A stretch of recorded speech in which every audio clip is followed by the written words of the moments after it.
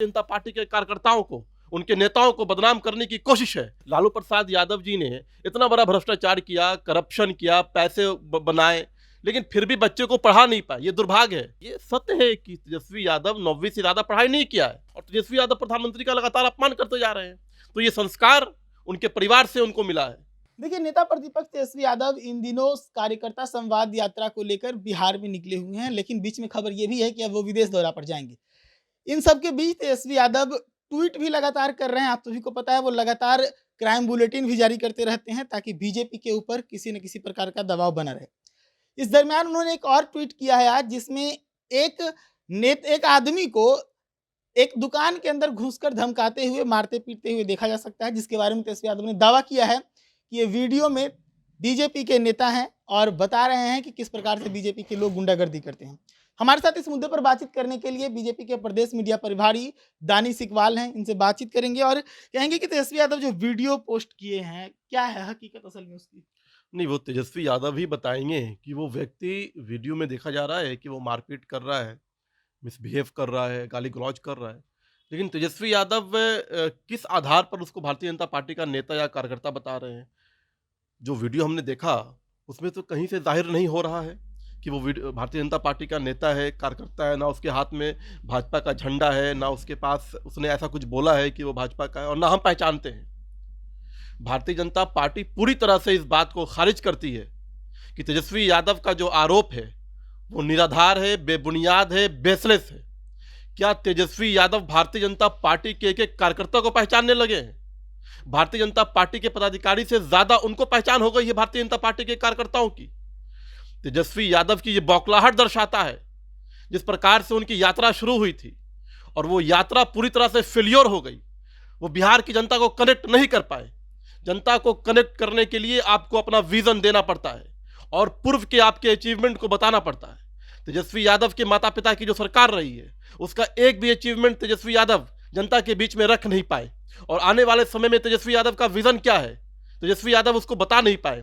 इसलिए तेजस्वी यादव की यात्रा जब जो फेल्योर हुई है तो तेजस्वी यादव की ये बौखलाहट है कि किस प्रकार से भारतीय जनता पार्टी के कार्यकर्ताओं को, उनके नेताओं को बदनाम करने की कोशिश है। मैं इसको पूरी तरह से खारिज करता हूं।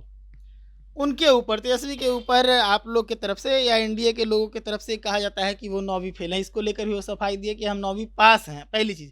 दूसरी चीज़, वो नरेंद्र मोदी जो कि देश के प्रधानमंत्री हैं, उनके बारे में कह रहे हैं कि वो 4वीं भी ठीक से पास नहीं किए, और बिहार के मुख्यमंत्री जो कि इंजीनियर हैं वो उनके पैर छूते हैं, जो नहीं करना चाहिए। देखिए, वर्तमान समय में या पहले से भी लोग अपने बाल बच्चे को पढ़ाने के लिए सब कुछ कर देते थे। गरीबी आधी रोटी खाएंगे लेकिन बच्चे को शिक्षा जरूर देंगे। और जो लोग भ्रष्टाचार करते हैं, करप्शन करते हैं, गलत कार्य करते हैं, किस लिए करते हैं? बाल बच्चे को पढ़ाने के लिए, उसको अच्छा बनाने के लिए। लालू प्रसाद यादव जी ने इतना बड़ा भ्रष्टाचार किया, करप्शन किया, पैसे बनाए, लेकिन फिर भी बच्चे को पढ़ा नहीं पाए। ये दुर्भाग्य है। और दोनों माँ भी, पिता भी, दोनों मुख्यमंत्री रहे। उसके बाद भी अगर वो 9वीं फेल है, और हम नहीं कह रहे हैं, ये सत्य है कि तेजस्वी यादव 9वीं से ज्यादा पढ़ाई नहीं किया है, तो इस बात में कहीं पे झूठ क्या है? ये तो सच है कि 9वीं वो फेल है। तो इसलिए जो 9वीं फेल होगा तो वो उसी तरह से बात करेगा, उसके आदर्श उसी तरह से होंगे, उसके व्यवहार उसी तरह से होंगे, उसके विचार उसी तरह से होंगे कि आप देश के प्रधानमंत्री का अपमान करोगे। देश के प्रधानमंत्री किसी पार्टी के नहीं होते हैं, वो देश के प्रधानमंत्री होते हैं। लोकतंत्र में चुन करके वो प्रधानमंत्री बने हैं, और तेजस्वी यादव प्रधानमंत्री का लगातार अपमान करते जा रहे हैं। तो ये संस्कार उनके परिवार से उनको मिला है। ये संस्कार उनको उच्च शिक्षा नहीं प्राप्त करने के कारण उनको मिला है। और जिस प्रकार से आरजेडी का संस्कार रहा है, जिस प्रकार से उनके लोगों का संस्कार रहा है, तो उनसे आप और क्या उम्मीद रख सकते हैं? वो अपमान ही करेंगे प्रधानमंत्री का।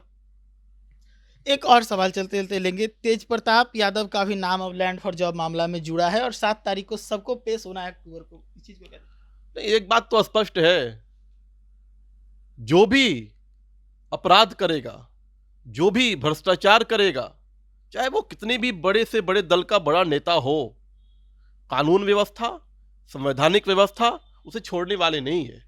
ये नरेंद्र मोदी जी के नेतृत्व में इस देश के अंदर सरकारें चल रही हैं, और संवैधानिक व्यवस्था जो है वो पूर्ण रूप से व्यवस्थित है।